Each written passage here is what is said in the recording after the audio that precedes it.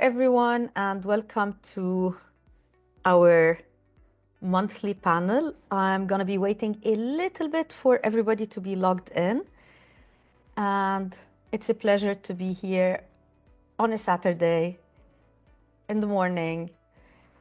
Depending on where you are, it might be very early morning, like Dr. Ilyana Khouri, which is extremely in the morning. But isn't it a pleasure, Dr. Ilyana, to start your day with us? Always a pleasure. Thank you. Thank you, thank you, thank you. So, welcome on board, everyone, and welcome. I'd like to welcome Dr. Zaina, Dr. Ilyana, and Ms. Maisa. I'd like to welcome everyone who's in attendance for their willingness to join us again on a Saturday. I know that time is money, so I really appreciate you putting the time to meet us. But after all, we are discussing something that is extremely important for all of us in the education sector at the present time. I guess from the first moment that AI started, the wave towards our classrooms and courses, because it's been there for quite some time, the first thing that came to mind and started the concerns was assessment. So before I start with the questions, I'd like to briefly introduce each of our panelists. Dr. Ilyana Khouri is an associate professor at Athabasca University. She is the big gun with regards to alternative assessment. So thank you for joining. Dr. Zaina Hojej is an associate professor at Zayed University. She is the big person when it comes to experiential learning, interdisciplinary education, and whatnot. And Ms. Maisa is she's the look from our younger generation. You're the focus of everything that we are doing. You are the graduate students who are having to deal with all these changes. So it's my pleasure to welcome you. Thanks for being here. Good morning. Good morning. So I will start with Dr. Ilyana. Talking about alternative assessment, because it's been a term that we've been talking about for quite some time, but with AI, focus on alternative assessment and authentic assessment and all these terms is becoming more. So can you tell us what is alternative assessment and how does it differ from what we usually consider as assessment in? Yes, of course. Good morning, everyone. So I've been trying to define alternative assessment for quite a few years now. And one of the most important elements of alternative assessment is that it focuses on student learning. So it allows any student in any situation to demonstrate their learning. It doesn't set barriers, so it tries to remove the barriers of how to demonstrate the learning. In addition to that, the focus is equity, so it's equitable in a sense that anybody who is doing that assessment, if it doesn't work, they have choice, they have flexibility. It's also it could be interdisciplinary, so connecting multiple disciplines, taking it out of just that one course. It could also be renewable, so not only disposable assessment that is done in one course in that moment that students will forget or that students will stress about. In addition, it also has multiple forms, which is the basic. It's not only an assessment that is done by essay or by exam, multiple choice question, or even if it's a presentation. It could be multiple forms, so giving that choice to the students, and I will go into details later, but some of these choices could be a debate, could be a comic book, it could be a mini documentary. So any way that the student feels that they can tell me that I achieved my learning, I achieved that learning outcome. This is what makes it an alternative assessment, because the focus becomes on helping that student. If you did not achieve that learning outcome, I'm going to help you get to that. And as I mentioned before, flexibility. And this is one that I really like. It's fun and engaging. We want to move away from it being stressful as a barrier for the students. We want it to be fun, we want it to be engaging. So it promotes empowerment and it promotes agency for the students. I read a quote a few weeks ago that says that students do not cheat when they are writing their diaries at home, or we don't cheat. Like I'm writing my diary, I don't go and I check ChatGPT, write my diary for me. So that's what we are looking for in our alternative assessment. We want them to be that engaged that I want to tell you how much I know about this course or about this material that I'm learning. I want it to be fun. I want to be engaged. And also the instructor, we want the teacher to not to be bored when they are assessing. So it's an approach to assessment where we put the students' learning as our focus, and we try as much as we can to get that student from a place where they might not know the material to they know the material and they can tell me they know the material. Thank you. Thank you, Ilyana. Thank you. So this is a snippet, and we'll talk about some examples, I think, as we move forward, and also with the Q&A part of this. I'm sure those who are listening and attending would be really interested in some examples of these alternative assessments. Dr.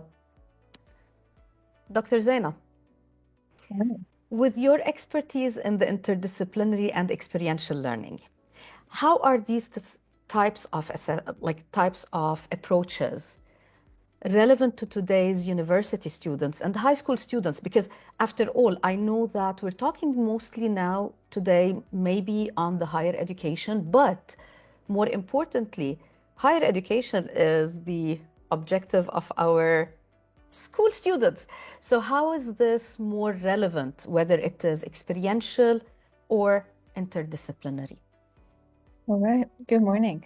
Thank you, Dr. Eliana, for that entry to this topic, because I will pick up from there on the same ideas. Even though we're talking about higher education, but building this capacity of thinking in interdisciplinary context and of going through experiential learning starts in high school. Because as you said, as they transition into university, and then from there on they transition into the workplace, this type of assessment is essential because it mirrors actually the interconnected nature of what they see in their workplaces, the interdisciplinarity of the problems that they have to deal with on the job, whether it's when they finish, or whether when through internships, through on-site placements and projects. So as the students transition from high school to university, these types of assessments help them develop crucial skills that they need to succeed in university and at work. They help with for example, critical thinking skills and creative problem solving skills. They help with collaboration and communication, because these are skills that are so essential to work, to like the real world. These types of assessments, as Dr. Eliana mentioned, they are independent they help the students deal with self-directed learning, and with their time management skills as well, because they have to manage their projects, they have to manage themselves and their teams. They help with the integration of knowledge across different domains. So there comes the interdisciplinarity of it, because we know that while still at school we may learn something still in silos. At work it's never like this. We have to deal with so many different domains. So these types of assessments will expose the students to these skills. They will learn professional and practical skills which are valued by employers later on. So they prepare the students for the reality that most real world problems don't fit into one single discipline, or there's no one single way to solve things. And so whether in university or in their future careers, students will need to learn how to synthesize from multiple fields and how to apply skills and knowledge into certain practical contexts. And that's what they learn when we do this type of assessment, and we move away from traditional, we learn this in class, we test on it, whatever type of assessment it is. Thank you. Thank you. Thank you, Zainab. Very very informative. And now I want to see the perspective from the other side of the fence. So, Ms. Maisa, when it comes to your experiences with whether I know jargon on our side, alternative assessment or whatnot, but as a student going through the graduate studies and earlier having gone through the undergrad, uh, what has your experience been with some, if any, different, let's make it simple, different types of assessment other than exams and quizzes or papers, regular papers? Yeah. So, good morning, everyone. Let me start by sharing a little experience that would later on push me to tell you a bit more about this. So, I graduated from my first master's in June, and throughout this first master's, it was so typical. It was very like, let's study, let's get the exam done, and that was Mm-hmm. it. And for Mm. me, having gone through my work experience in parallel, and luckily it was in adult learning and experiential learning as a learning and development consultant, for me, it was baffling that we weren't able to consider those graduate people as full-blown adults that need different ways to learn the things that we need to learn, because those are the tools that we would need to apply later on in life. So Mm-hmm. fast forward to today and the second master's that I'm doing, and luckily it was a bit, the university is a bit more open to AI. What we're experiencing now, and it's also funny because it's a huge shift for the professors as well that have been used to something completely different for their For whole sure. lives. What Mm. we're doing now is, for example, in one class, all that we needed to do, all our grades were split into two. One for a presentation and a video that we need to share. So there's a topic, we work on a presentation the way that we want to, no outline that is given to us, just plain building your own ideas around the topic, and then sharing with others a video that we think is relevant, like a TEDx or different types of videos by professionals, just sharing it, saying why we think it's relevant, and then exploring and having conversation during class. And then the other half of the grade, which is like literally a 50%, is our engagement. So the way Right. we ask questions is clearly very important. The things that the value that we add and how we link the dots in class is graded. So for me, it just made after this work experience and the dissonance I felt, and where I felt like I'm not a kid anymore. I need something extra. I need you to build me for later. And I know what later requires. This felt really, really good. So we said engagement, we said videos, we said presentations, asking questions. We have an internship that we need to do, and it needs to be very specific to the education that we're getting.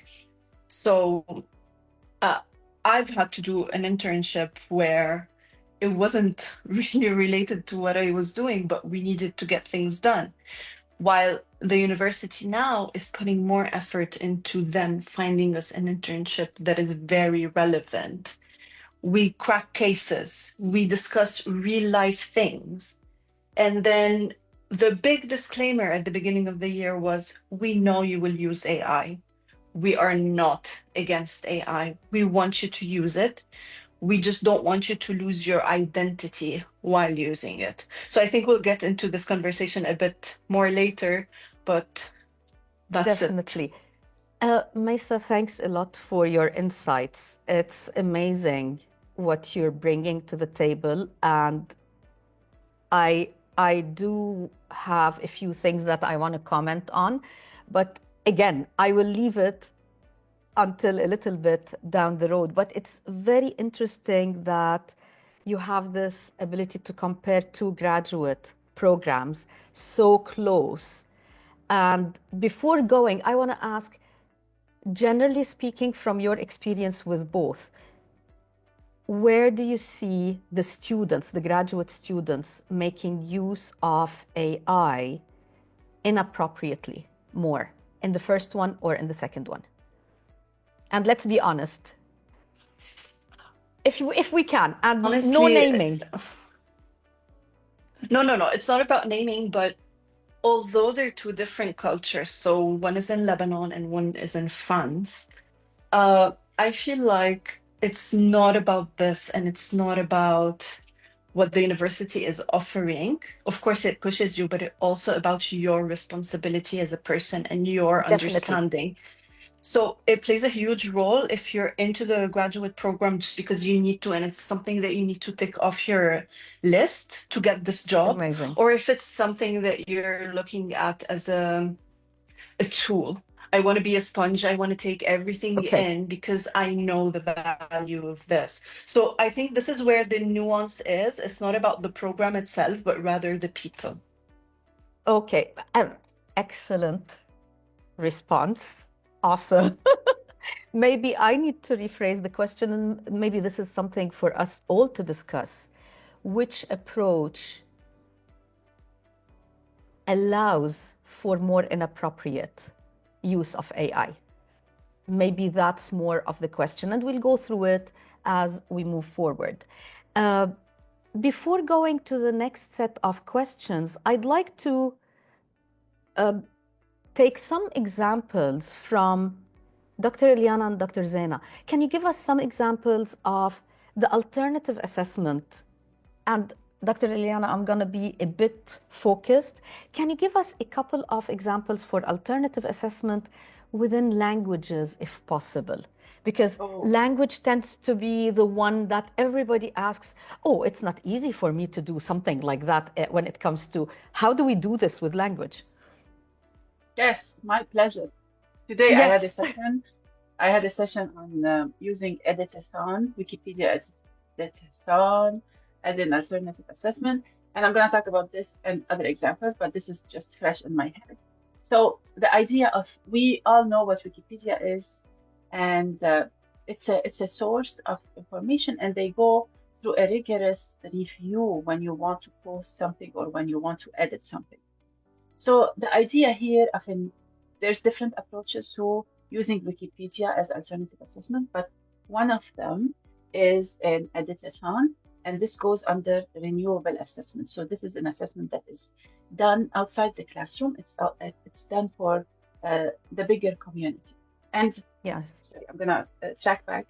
I had a panel with a group of students, and I asked them which was the most meaningful assessment that you had, and they agreed that creating a Wikipedia page was meaningful because it was something that was gonna stay there. And then when they finished the course and then they went to another course, they went back to that and they were engaged with it. So the basis of creating something that is out there is that it's meaningful and engaging. So the editathon, as the name implies, is an event that is set, and everybody is editing Wikipedia pages at the same time on the same topic. So that editing, when I say at the same time, I don't mean at the same minute. I mean, for example, they have a weekend to do this, or they have a week to do this, or they have a semester. So it's a set time that they go and they edit the same topic. So one of the examples, it's usually geared towards more diverse content. So today I gave the example from our perspective in a Canadian institution. If we want to talk about Canadian Indigenous point of views in environmental studies. So that would be the question. And then students who are studying environmental studies, they would go in and find pages where information from Indigenous point of view is missing, and then they would add it to that. Other point of views, for example, there's a university in the US, they chose a person, and what they did is they asked the students to go into archives because there was no information about that person online. They went to the archives, they went to Google News, they read all these newspapers, and then they collated all that information and then made sense of it and then put it out there. So there's different types of editathon. It depends on what you want. Like there's different approaches where you can agree with the students on a certain topic and then they go in. It could be in there's one approach in physics where they went and they applied all that knowledge. Then one in Spanish, they found that it was they couldn't find resources in Spanish, so they went and they translated those pages and like throughout. So that was the assessment. And I there's multiple ways to assess that. For example, like how they chose the pages to edit. What did they choose to edit? Where did they get their resources? They could just create the editing and submit it like with like 2 documents before and after. But also there's a dashboard on Wikipedia that the instructor can create for the course, put the students' usernames and then follow what they did and how many edits. So it's really cool. Um, and also, like, you can ask students to reflect on that at the end. Like, what did you learn? To share, like, the common mistakes that they found, how they related to the course content. So it's really out there. It teaches them to write for a broader audience. Audience. Yes, it teaches them about, there's a concept called information environmentalism. That's a very long word for 1 a.m. So that is like to clean up and to have responsibility for the information that is out there. And I think this in the generative AI like era, it's really important because there's a lot of stuff that is being published out there. So I spoke a lot about the editathon. I was really excited. It requires work, but it's exciting. Yes. Eliana, you're being very, very, very sharp for 1 a.m. In the morning. So thank you. On the contrary, Lebanese coffee. Yeah, I really love the example that you're giving because it hits on more than one aspect.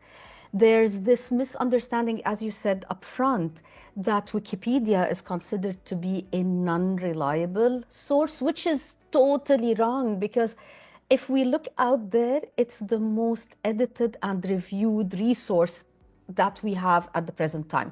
That's number one.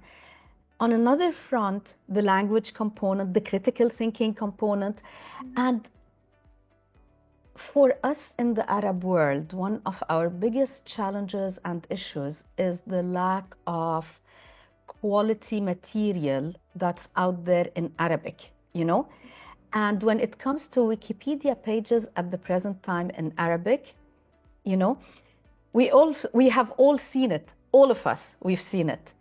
What happens is it is something that most of the time is something written by the person themselves or copied from a newspaper magazine and put there, and we don't know anything about it.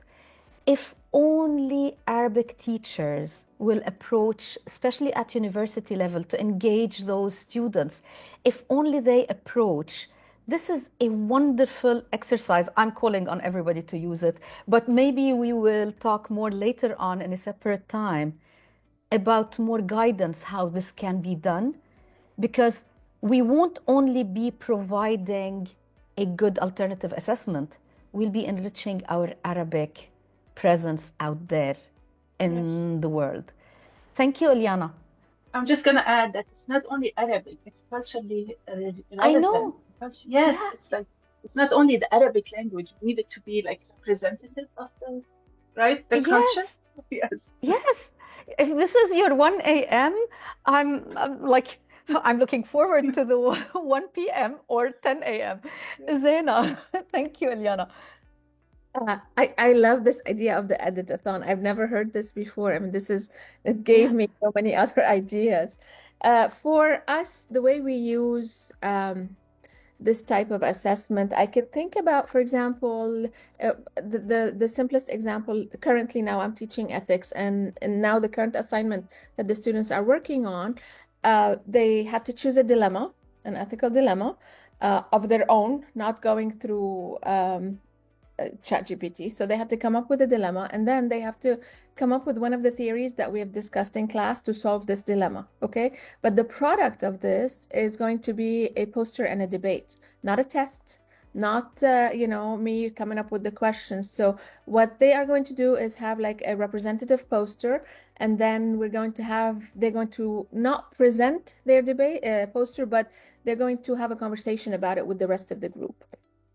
So having this type of assessment, so they're going to be graded on basically the content, yes, but their engagement as well, how well they know the dilemma, how well they can answer questions. And then they're going to have an open debate with the rest of the class. Now, this is much more complicated in terms of steps than a regular test that we could give after a lecture, but you can believe that the students are going to remember this. This is a way to ensure that this is going in there.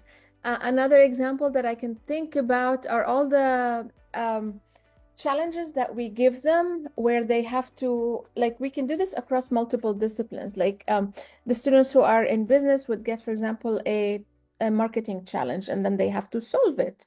And sometimes they have to solve it by going into the industry or their places of on-site placements where they're doing internships, or they're doing what do we call them? They're experiential learning, because those are part of the courses.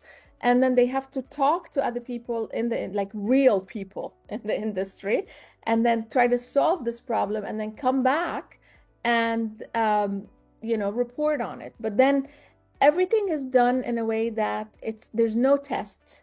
There's no, it's mostly a project. So we're moving towards the project-based learning, because PBL allows for this interdisciplinarity. It allows for this type of product, which is authentic, because the move now is an authentic assessment. This is what we want, because no one's going to come at work and say, multiple choice, A, B, C, or D. They're going to give you the problem and you have to go solve it. This is the issue. Can they solve the problem? So the focus is on these types of skills. I think of examples like when we were in education, teacher education. The pre-service teachers have to come up with their own lesson plans. This is assessment. And then they have to go into class and teach that lesson. And then after that, they have to reflect on how did my lesson go? And then you have a conversation with your supervisor. So at the end of all these processes, as Eliana said, there has to be a component of reflection, because that is the most important thing. Once they reflect, and then you can have a conversation with your professor about this, or with your peers, this is where the learning happens. Not only through the process. A lot of the learning happens afterwards, because in the middle of it, they're excited and, like too much is happening. But when it's done and you sit and you think about it, this is where you realize how much you have learned, or which areas you are still lacking in. Thank you, Zaina. An excellent point, especially with regards to the learning happening after. At the present time, I'm working with a team on a systematic review for medical education, simulations in medical education. And I can't claim that I've been highly informed about the medical education. However, with this, I'm getting more and more informed. And it's very interesting in the medical school, the debriefing after the case, where they come, sit, reflect, and discuss, that's the biggest thing. So agreed totally, Zaina. I would like to move to Maisa. And the question, you said that in the new program you've started, and without question, we are using AI at the present time. We have to just, let's stop talking about whether we're using it or not. Let's delve more into what and how, okay? So I'd like to take some ideas from you, Maisa, as a student.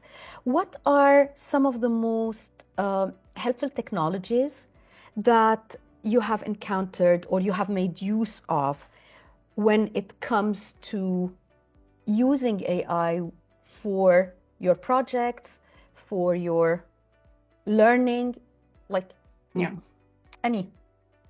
So basically, and I think it's the same for almost everyone, because it's still very new. It revolutionary when ChatGPT made it all possible for all of us. But I think we're all using generative AI, whether it's in creating text, in creating videos, in different things. So I haven't seen anyone use more tools as students. I haven't seen the university use things that are more than that yet.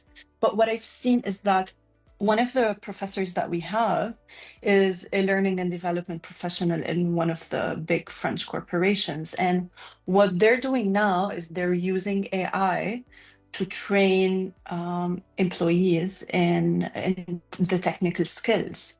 So they've shown us a video on how it's done. What I've done in my professional life, on the other hand, for example, is one of the academies I was running needed coaching skills. So we were exploring how to equip managers with coaching skills to create this environment of back and forth within the organization and for it to create a specific type of culture. So one of the tools that I found was actually super interesting, and it combined virtual reality and AI.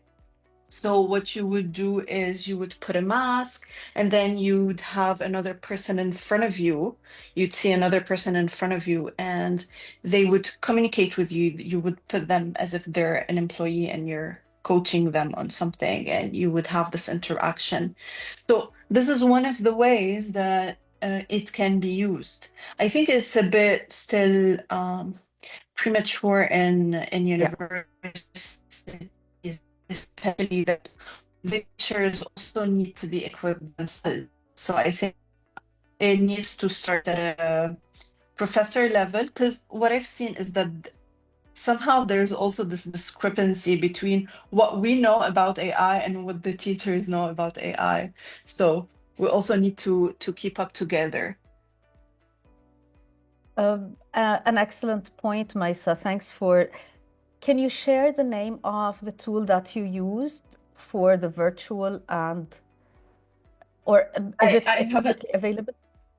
I think it is. We've had one meeting with them, but we haven't worked on it. It was a demo, Okay. but I'll try to check my documents. If I find it, I'll share it for sure. Thank you. Thank you. Of course. There's a whole in the old days, people, when they use the term plethora, people will look at that and say, oh, that's an educated, conversant person.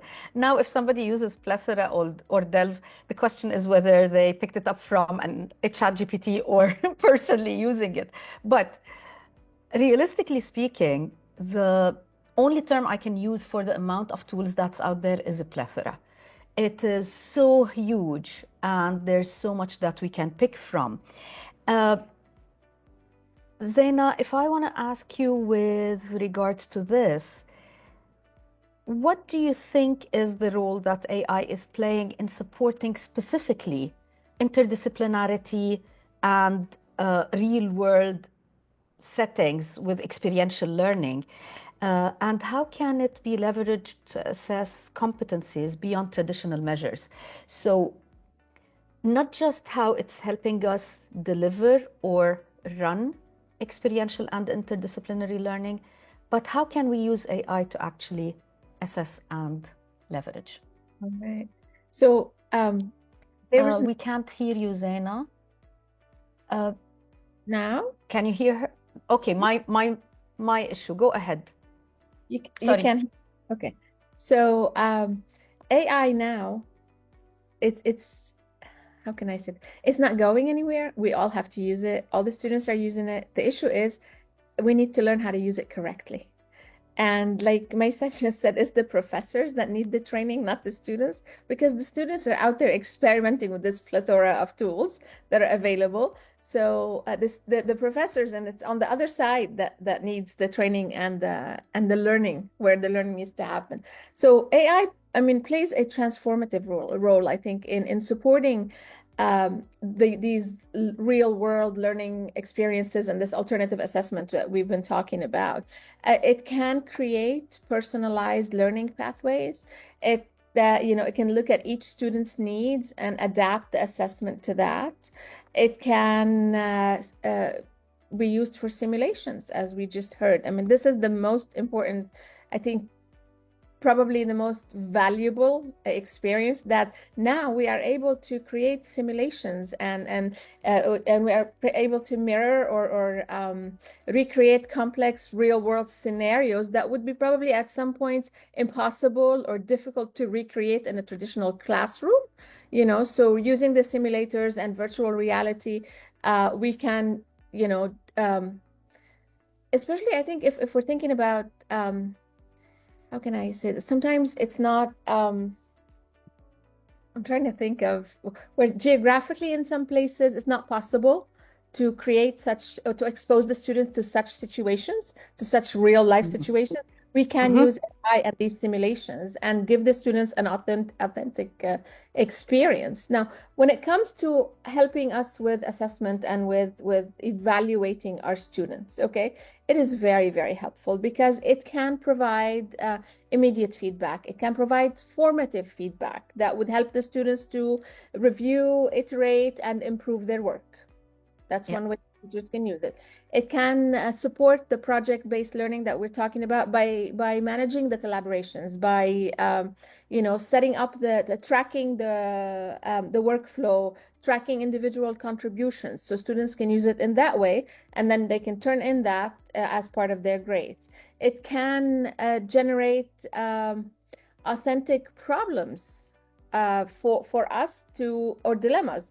I use it a lot for coming up with dilemmas for last minute conversations at the end of class, because and that is part of my formative assessment that I use in class. It can assess the soft skills of students, like for example communication and teamwork through natural language processing, through behavior analysis. If we put into it the correct rubrics, it can help us do that. It can also analyze the students' work across different dimensions. It can look for patterns in student work. It can, these things maybe in traditional grading, we don't do that. We don't look for the patterns, but we can ask it to look for patterns in the student's grading. It can pick up on certain weaknesses or strength that a student has, and then we may want to highlight that. So it can help with grading a lot for professors. Thank you, Zena. And Ilyana, when it comes to alternative assessment and all the big ideas we're coming with, do you have any suggestions for particular AI tools that you've seen from your experience that can be effective and can be used in conjunction with what we are doing in alternative assessment in order to help and enhance learning outcomes rather than just replacing the tedious work while keeping our voices? Now, this is a very big, truncated question. Sounds like 100 ideas, yes. Okay, let me make it smaller. AI tools to help us with alternative assessment that we can actually make use of without taking the humanity and our voice. Yes. So, still a big question. Just a small note, as you mentioned, learning outcomes, and I think at some point we might need to revisit those learning outcomes. They might not still be the same as the AI tools evolve, and we need to come up with new ideas. And there's people who are doing work on this, and I did some research, and I have a list of the new learning outcomes that, like curiosity, personalization. Like we might need to look for that. But in the meantime, like we have our learning outcomes and we have the AI tool. A disclaimer: I don't like to tell students which AI tools to work on. I tell them to go find something that works for them. And I think this is part of their learning journey. There's this approach where I give my students all the tools that they need to use, and I tell them how to use it, and then they come apply it. My personal opinion is go find the tool. There's a million. I do not like to advocate for one of them because these are commercial tools and they want to sell you something. Go find something that works for you. Teach me about it because I'm learning this. That's an approach that might not be the best for everybody, and it's okay. Like if that's something that works for you and your students, it's a learning Fair journey for enough. them. It's going to be stressful, but at the end they will learn. They will learn that I tried 10 tools. One of them worked for me and it's really good. I'm gonna learn from them. So that's one approach. Another one that I've seen is there's the universities who are now coming up with their own AI tools. And like there's one in Australia called Cognity. There's one in University of Calgary. It's from Workland School of Education. It's called Smarty. So there's these tools that academics are coming up with, and that's what I like about it. It's not commercial. It's academics. It's for academic reasons, and like the cognitive one is for feedback for academic writing. So this guy, it's behind a wall, so we cannot use it. It's for them, and I think this is one of the things that I really think we should work on is finding our own tools as universities or like checking other learning tools. One more idea is asking the students to create their own bots. And I think this is the future, because that student who is undergraduate or in business, in education, in medical school or anything needs a little assistant, and if they can manage that, it means they know their needs and they know how the technology works and they can create that. That's a very, very big answer. I can go for 2 hours. But also, like, there's small tools that I really like that are for graduate studies. So for writing, there's something called Research Rabbit that I like because it's visual. It shows you like a concept map of all the papers that are connected. You can add them. It's kind of organization. So there's some stuff that help you with literature review and writing.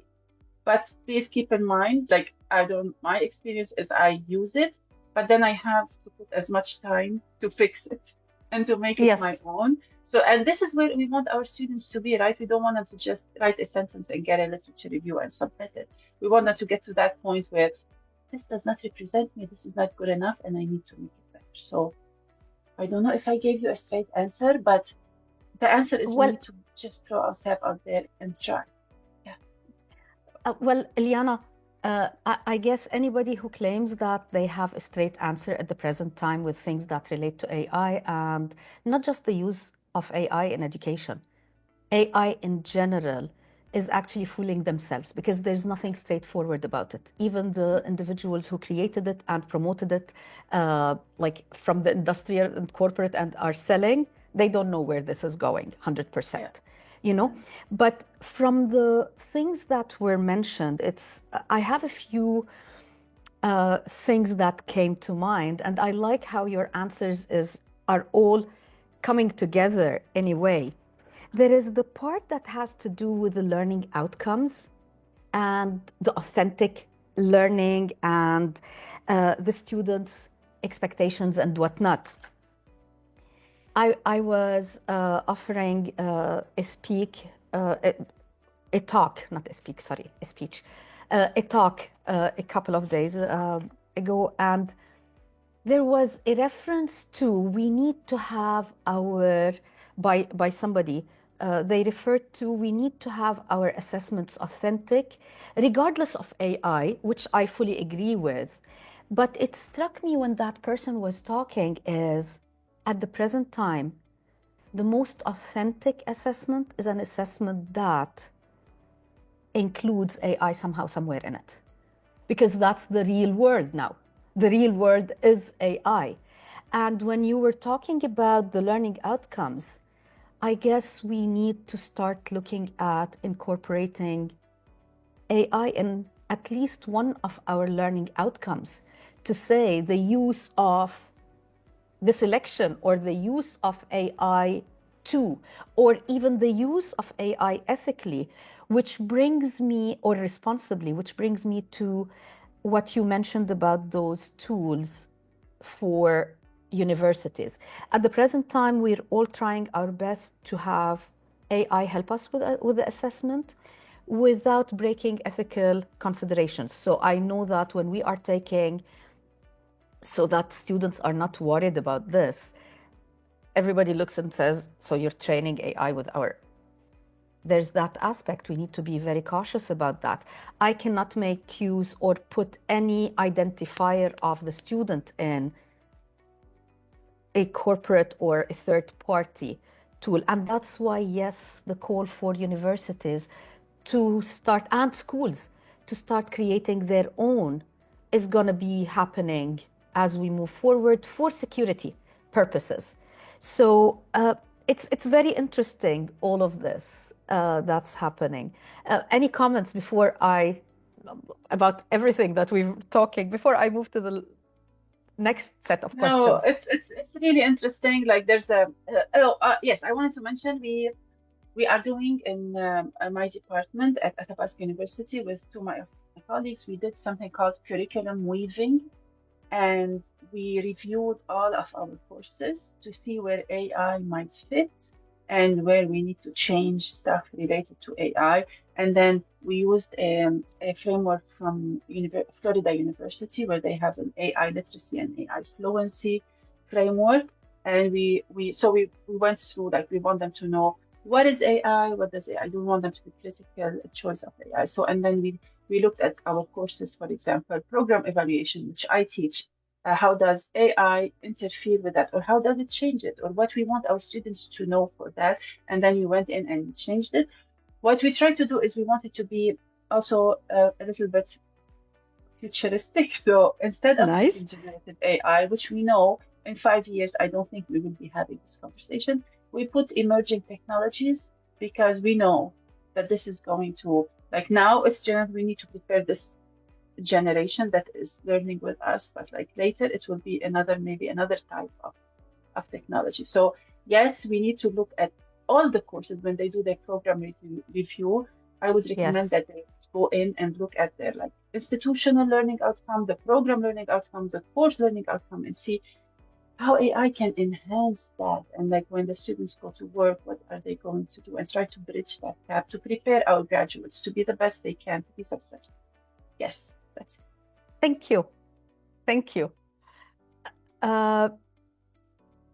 Maisa, I want to ask you, as like, we're talking big talk about futuristic aspects, which we are all like, anyway, I have to say, I'm so happy that I'm seeing all this evolution taking place, because honestly, when it comes to assessment and education, we've been talking about the need to change assessment from behaviorist to more student-centered for ages, since the first day I entered the classroom, which was more than 35 years ago. Okay, so that being said, there's still some concerns. Not some, many concerns. But as a graduate student yourself, and as somebody who's in the actual workforce, what are some of your concerns regarding AI in higher education, in studying, in education as a whole, and how do you see it evolving from your position and positionality as a graduate student and a professional? I'm really gonna have the most cliche answer on this, but I think that the answer is I'm very excited about all the potential, but I worry so much about, like I said earlier, losing our identity and losing ourselves to something that isn't us. Although they try to tell us that this Gen AI will learn how you speak and your tone in writing emails, for example, or in writing papers, and they're going to write similarly to you. This for me goes beyond the university or beyond the program. It will Yeah. affect society as a whole. Who are we? And it's very important for me, especially that I'm in a generation that was able to experience life without technology before it entering. So I have the balance and I know what it's like without a computer. I know what it's like without a phone. I know what it's You like don't without show. AI. I'm 30. ما شاء الله العمر كله يا رب. Thank you. So I've experienced this side of things, so I know how important it is to still live in real life. And I know how important it is to still have this empathy towards others. So what I worry about is losing ourselves and losing this empathy towards others and towards data, because we're in the world of data now. Everything is data, and we have a huge amount of data analysts, and we have like everyone wants to work with and make decisions that are data driven. That's amazing. But for me, what you do with this data and how you interpret this data, although any AI tool would tell you that I've seen this pattern in this student, or this student is capable of doing this, this, and that, push them towards this, push them towards that.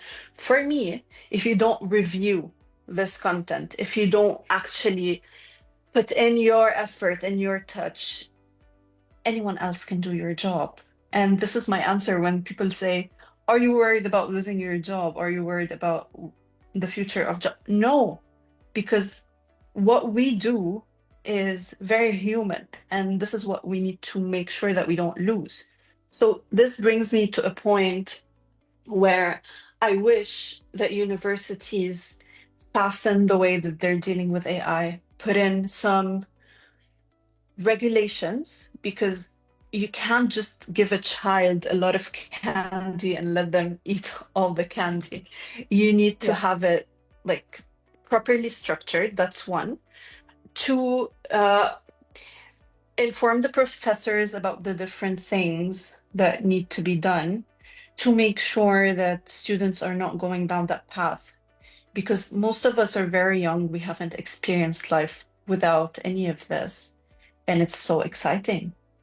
There are plenty of things for us to discover, but it can go south very easily. So those are my concerns. Maisa, thanks a lot. I guess your response wasn't that cliche, by the way. You Wasn't delved it? into you delved into real serious reflections, and I really appreciate that. And as you were talking, there are a few things that I'm hopeful might actually be helpful for all of us to remind ourselves. This is any new technology. Now, definitely AI is at a higher level. It's really disrupting the whole space. However, Yeah.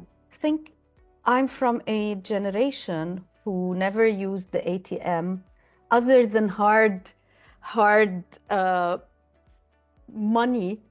And when the paper money came, it was like, oh my God, this is monopoly money. And when ATM came, there was this whole distrust in the electronic and ATM machines. At first, hacking was so easy. Hacking is still possible, but way harder at the present time. So many checks and balances and procedures to control. Now, with regards to the identity, it was very interesting when Ilyana mentioned that she like using AI for literature reviews to help with literature reviews, but then you spend more time fixing it to make it yours.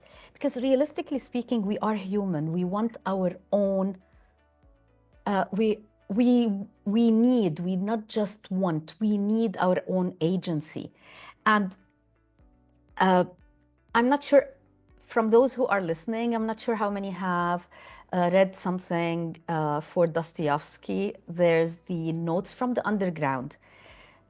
A very, Maisa, I think with Dostoevsky's approach, I urge people to, it's a heavy read, but it's a short read. It's not like all the Russian literature that's very long. But the argument that Dostoevsky was putting way back then is that if human beings had all the right answers, will they listen to that right answer, or will they continue doing or making the wrong choice just because it allows them to feel free and independent? And that's the argument. AI will give us answers, but after all, we would want, and humans, history has shown, we always want to have our own identity. So I'm not that worried about identity.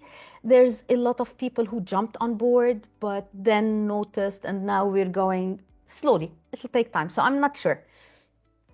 just an idea. Zena, you have something to say? Yes, I agree with this completely because, like with everything that's new, it's so exciting. It was like so novel. Mm, And all of us tried it. And like Eliana said, you cannot rely on it. Like you have to rewrite everything after it, or else everything you write sounds the same as everybody else. And those of us who are researchers, we know like this is not okay.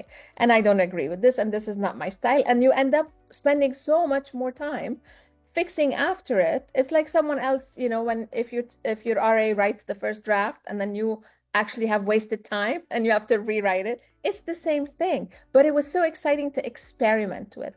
I think I speak for myself. yes. I'm at a point now where I'm more cautious on how I use it, and I use it for certain specific things like planning, like brainstorming, like these types of things that it, instead of me writing it in the journal by hand, it types it by itself. I speak to it more, which was very new for me because now I use voice. So I do my planning verbally, and like small things that help with my day-to-day tasks now, I've set on those. But when it first came on scene, I was personally all over the place. It was so exciting. I found it to be, and I'm not an ed tech person, but I found it to be so exciting. And I thought that it had so much potential to help with my work.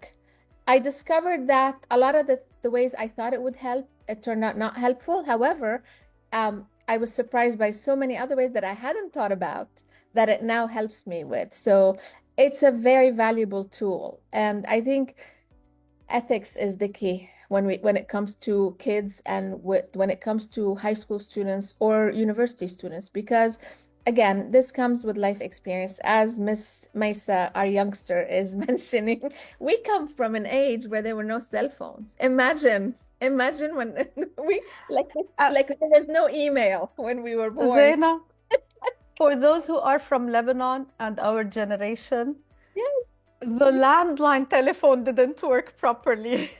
exactly. So you can imagine, we witnessed all those great technological there was nothing Mm, like when we were kids. You had to dial zero to get a number. Like on the rotary phone, that my children saw, and they were trying to figure out how to use this. What is this? You know? So too much is happening very, very fast. So we have to, it's exciting. We need to experiment, but we have to be careful because along the way, humans invented this, and nothing can replace humanity. Nothing. In the end, it all has to circle back to being human. And what does that mean? And where do I rely on this non-human tool? And where's my humanity in it? So it's very exciting. thank you, Zena. It's so true. So much is happening, and yeah, I fully agree with you. There's so much happening, and we are getting more cautious. We're learning how to use it more, and with time, this will be even more. Uh, Ilyana, I want to ask about the challenges. Particularly, I want to go back to what we started off with, alternative assessment, and what are the challenges that AI is imposing or bringing at the present time, and what recommend to with particular emphasis on alternative assessment. Is it disrupting alternative assessment? Are there challenges that come with it? And what would your recommendations be, if any? Yeah, I don't think it's disrupting alternative assessment. I think it's encouraging it because, like, I did a study on policies in universities, and what they're recommending is use alternative assessment and use a framework to do alternative assessment. So it's kind of opening the way that instructors are saying that like essays are not working, although essays were not working to start with, but like now it's like more in your face, essays are not working or exams Definitely. are not working. So what can we do? So they go, and then there's all these links and options of doing alternative assessment. The challenge is that it's not the challenge is we need more support. Like the instructors, they are experts in their own fields. They're not experts in assessment.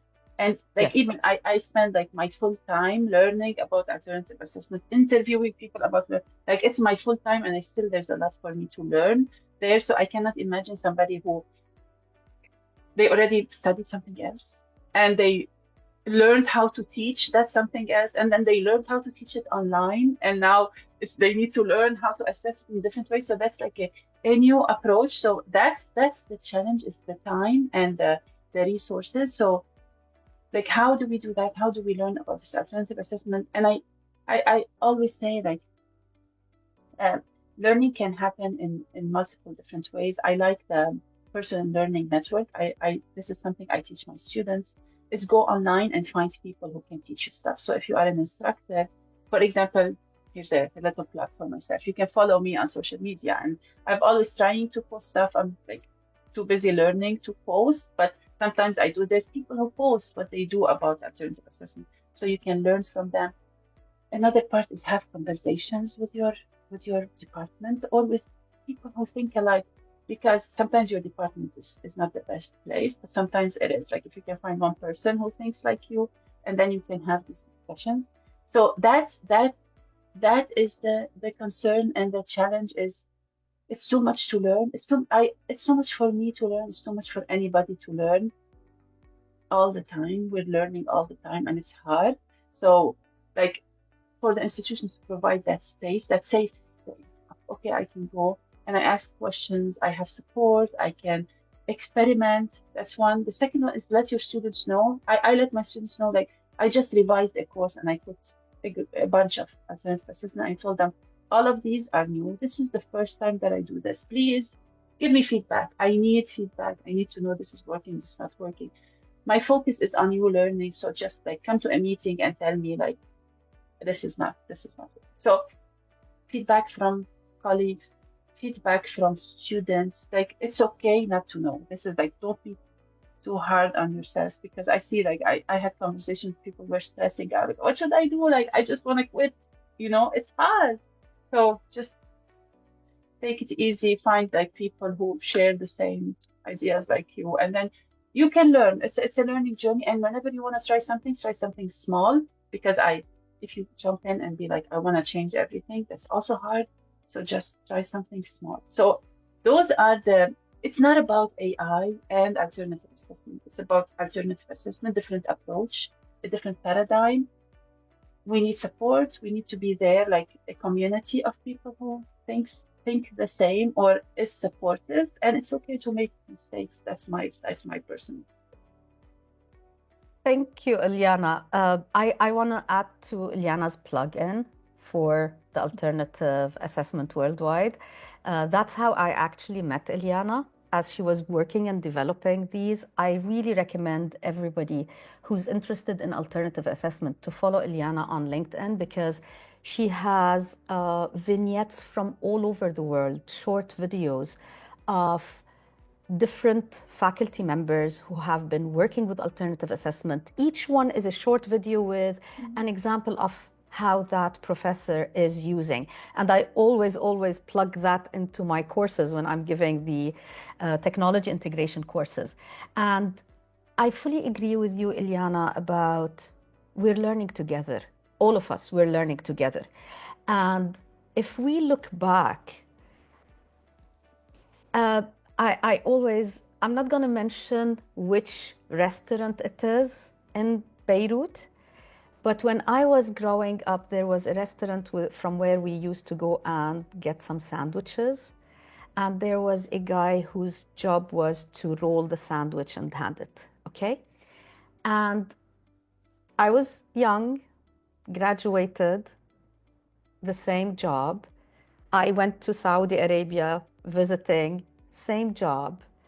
Went back, same job. The shop closed and moved to another place. He moved with it. And I'm mentioning this because it always made me think, oh my God, how boring that person's life is, and how tough life is to force somebody to have just this job to put food on the table.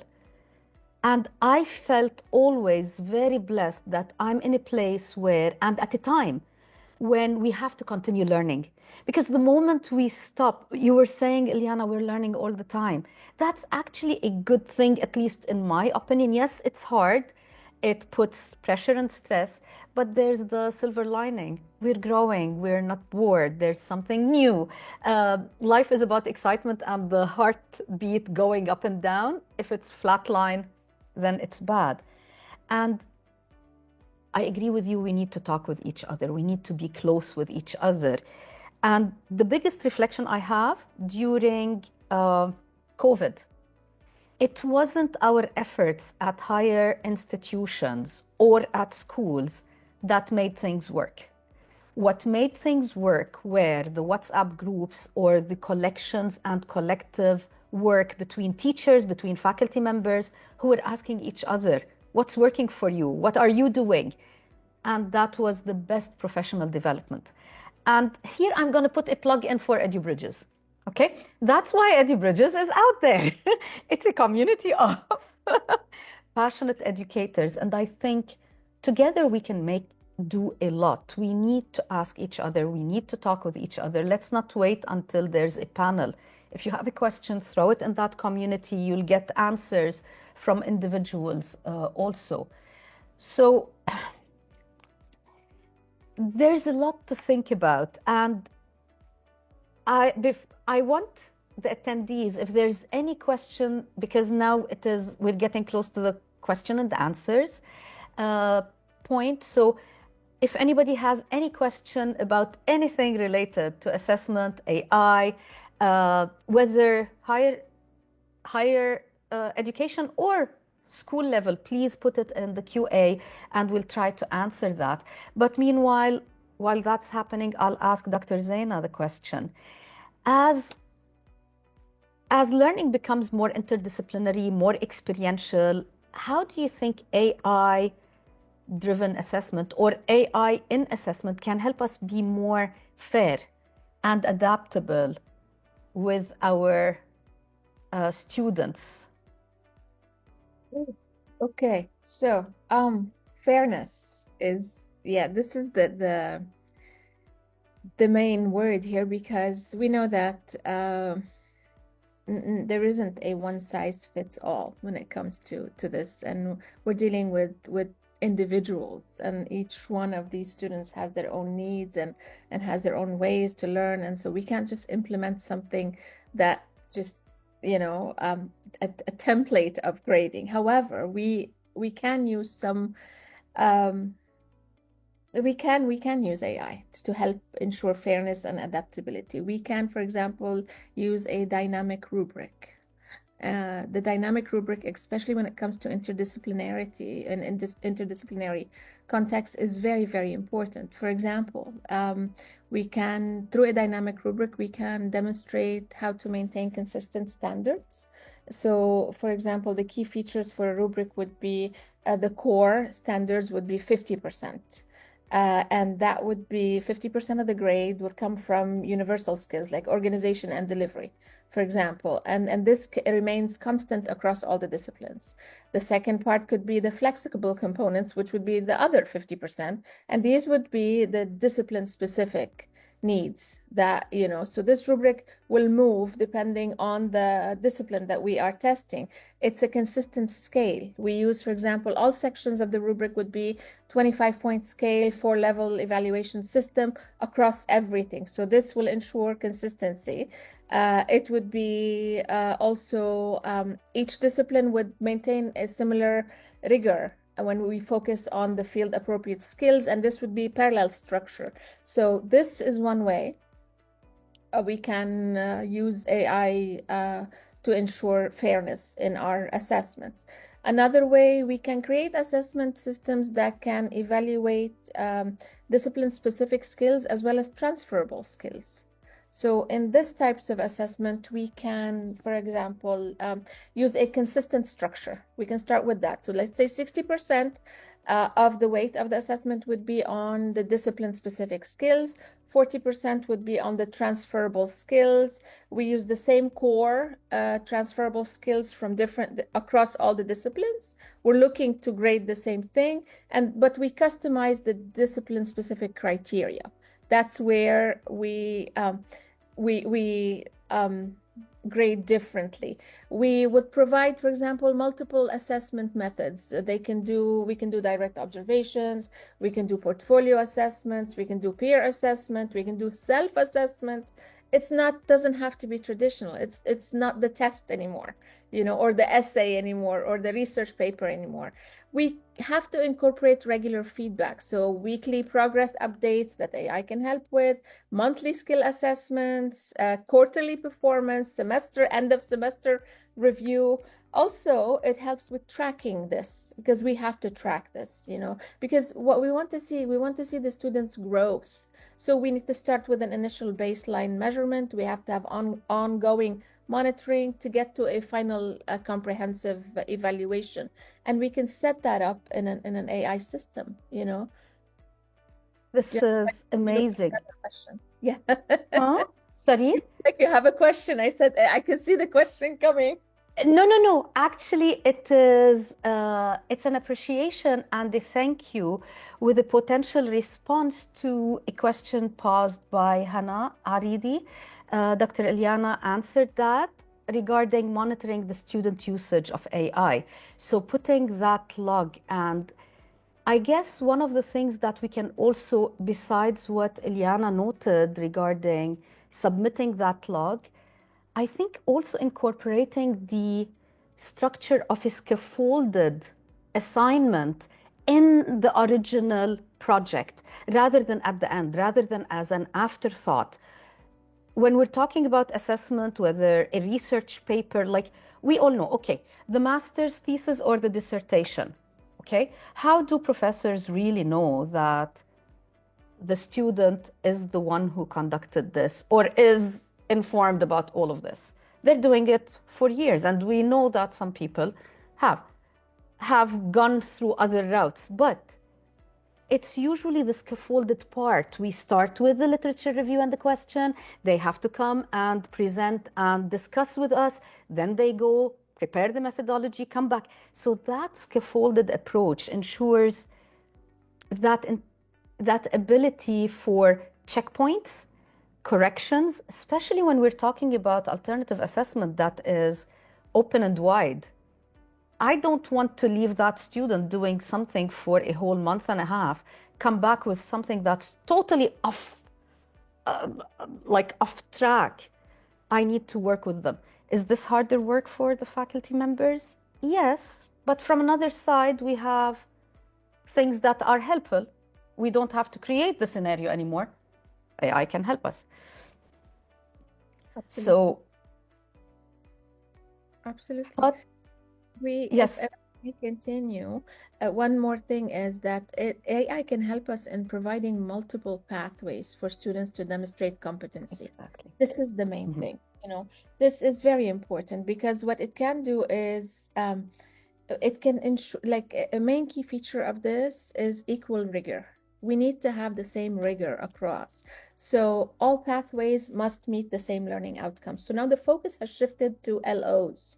Are we meeting those LOs in different ways? That's no longer traditional testing. Now we are, it's LO-based assessment. We need to have consistent assessment criteria, equivalent workload and depth to the work that they are doing, and the same skill demonstration requirement. We also have a big part of this, which would be the student choice. They need to have is it project-based learning? Is it community engagement? Is it digital multimedia creation? And this is where personal integration, personal interest comes in. This is where the learning happens. If the students are doing something that comes from what interests them, that they see value in it, which takes us back to Eliana's editathon. I like that word. Because you see it, when you see it, it makes sense, because we know, like in traditional, we used to spend hours correcting those essays, and they look at the grade, they crumple it, they throw it in the garbage, and I used to feel like crying, because it would take me like an hour to mark a paper. Now, no. Now they're creating something. And so AI can help also with the support structure for all of this. This is very important. Clear guidance. It can help with clear guidance for each pathway. It can help with regular progress monitoring. It can help with resource access, mentorship options even, because again, we go back to simulations, we go back to all kinds of things. We're not only talking about ChatGPT, we're talking AI. Yes. You know, it can also afford the students to have collaboration opportunities that we wouldn't have in class or in their communities or in their learning environments. So it's very, very important that it can help us, balance standardization of assessments, but with flexibility based on where we are. I Thank think you, we Zainab. learn how to use this. We're still in a learning phase, all of us. It's going to be some time until we can say we know what we're doing, we're learning. All the more reason for us to actually work together with the students.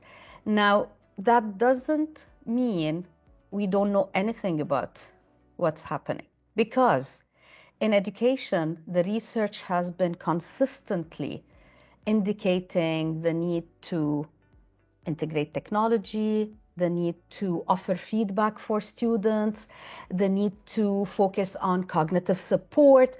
We have these, but they were being given lip service.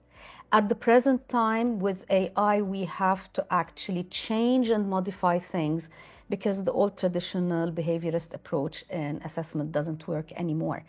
I wanna go to Maisa, because I want to take your opinion about this. And this is something I faced. I'm not sure how much Zaina and Ilyana have faced, but on occasions, not on occasions, most of the time, when we create alternative assessment or non-traditional approaches and we give the students the options on many, like for example, a course where I gave them the opportunity to select the output most interesting to them, not a paper. I didn't want a paper. I wanted up to them, awareness campaign, video, whatever, something that talks or gives their identity about a particular topic. The issue was many felt lost because they're not used to it. And I was pushed, like, just, they didn't say it in so many words, but just tell me what you want and I'll do it. I want the grade.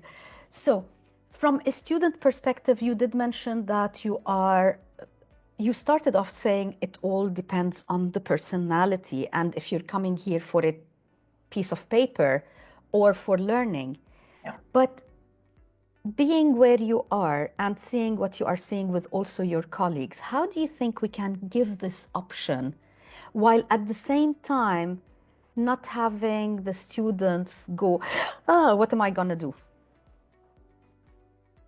I think it all goes back to preparing the ground, just making sure that you are aligned with their expectations and they are aligned with yours.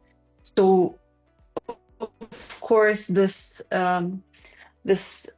me wanting to learn part is we all agree on, but from a more practical way, what they have done now, as I told you in this program that I have, was they said, this is what we're gonna do.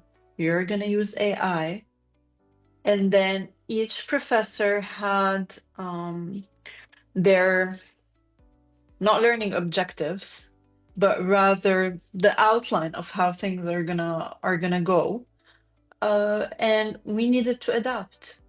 So you just give them a tiny piece of what it is that you are expecting, because sometimes we want freedom, and then when we get the freedom, we don't know what to do with it. And Exactly.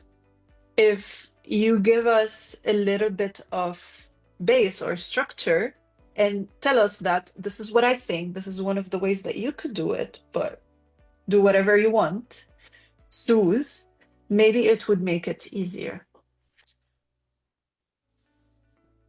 Thank you. Ilyana, you wanted to say something? Yeah, so one of the things that I do, I also face the same issue. One of the things that I do is I give them examples. So here are three common things that you can use, and here are examples. of other people who have applied this, so they have an idea of what to look for. And many times they do choose, for example, a traditional approach like an essay, and that's okay because this is what they know how to do, and this is how much time they have to invest in this. And it's okay. Like we have to know that our students are also learning. They're stressed. They have a lot of pressure. Exactly. But one time I received an email from a student who said that you gave us a lot of opportunities. I am so sorry. This was after the course. She said, I am so sorry. I didn't take that opportunity because I was stressed, but I'm keeping this in my journal and I'm going to use this later. So it was a learning in that moment because like I know that they were busy, so didn't use it at the moment, but said she will use it later. So maybe give them the grace. Thank you. So true. I'm looking at the other questions. I guess already have been answered. There's one last question that I'm answering, but because of typing in Arabic, I have to look, sorry. So I'll answer it verbally. Rasha's asking about some particular AI programs that can be helpful for teaching Arabic language, and those that are more positive positive for the students. My response would be that at the present time, almost all programs are supportive of Arabic language. It's not like old days where language was a problem. Most of the AI tools are supportive of Arabic language. That's number one. Number two, I would recommend that you join our platform, edubridges, and I'm putting the link in the response. If you join, we're sharing a tool every week with an overview of what it is important for, so that you can actually take it and practice with it and see what works for you. And for the certificate of attendance, yes, all those who are in attendance will get a certificate of attendance. So I cannot tell you how insightful, informative, thought-provoking this session was for me. We're getting close to finishing up. I'd like to give the opportunity to each one of you to conclude with whatever you feel you didn't have the opportunity to address or you'd like to add. Let's go with Zaina. Okay. So this was very a lovely way to spend the Saturday morning, to say it this way. I have really enjoyed this conversation, and especially the perspective coming from Maisa as well, from the student's perspective, because sometimes we don't have the chance to hear that side of the conversation, and I think that is more important than our side, because the student voice, this is all that matters. It's the students and their experiences. So thank you so much for those comments. And Eliana, also thank you so much for your side of things and all the new things I discovered. I just think that this is an exciting time for education and for educators. And I think that we shouldn't be afraid to embrace AI and to embrace all these changes. And again, each one of us, as we said earlier, you just take a small part, integrate one small thing and see if it works, then do another, because unless we are a technology person, this is all new. This is like, completely different language that we are speaking. But we shouldn't shy away from it. This is like when I was telling the students, like when we first got the internet and everybody was copy pasting things, and Yes. everybody. And then what we learned was, no, you cannot do that because that's plagiarizing. And now everybody knows what plagiarizing is. And now we have all these copyright laws. And so this is the same. We're just in that phase at the start of this. But this is definitely still the beginning. It is exciting. We shouldn't be afraid of it. I know a lot of people are saying, no, it's, they will cheat, they will copy, it's plagiarized. People are just learning. The students and the professors, everyone is just learning how to deal with this, now. So I think we need to be a little bit, what's the word I'm looking for? Kinder to our students when they use it. Talk to them. Explain why, no, you cannot do this. Not just be so strict with it, because they're learning the same way we are learning. So I think, lifelong learning. This is the thing to take away from this. This is it. Thank you. Oh, and edubridges for this lovely panel this morning. Thank you. Thank you. Ilyana. Thank you so much for this opportunity and for learning from you, Zena and Maisa. I want to add one item. In addition to everything valuable that Zena said, I'm not gonna repeat it. I'm gonna say it's important for your own well-being. Don't be too hard on yourselves. I had Yes. like, I think a year ago or something, I had like burnout because of all this generative AI things, and I had to leave social media for like 2 months because I couldn't read about this anymore. This was like, so if you need a break, if you need to, like, it's Yeah. okay. Just like your well-being is important because if you're not feeling well, you won't be able to do your job well and interact with your students well and be fair to them. So that's my take on this. And thank you so much. It was a pleasure. Thank you, Ilyana. Maisa, ختامه مسك.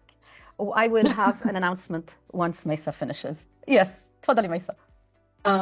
So for me, all I want to say is I'm very grateful to have shared this conversation with you, and it was very, very insightful, and it's made me feel very good to be able to share this perspective because I've experienced it in so many ways, and it makes me so proud that women like you that are professionals that have built careers are always learning, and it's very inspiring, and it just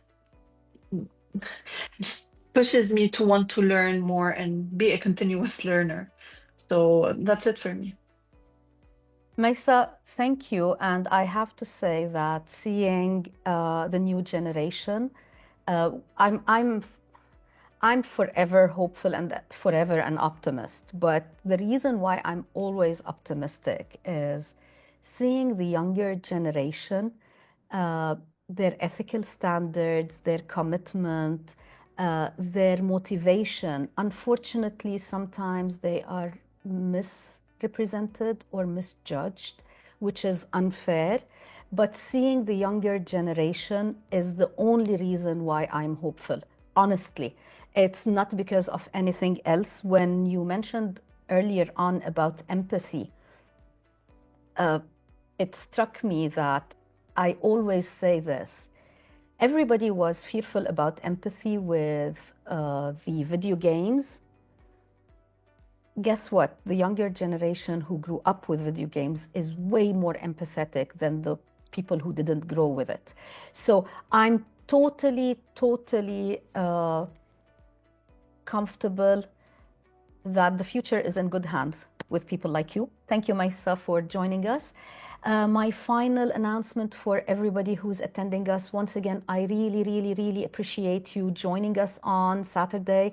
I know, as I said at the start, time is money. So thank you for taking time on a Saturday and joining us. I call on you to join us on the edubridges platform to continue the discussion, to talk, to learn from each other.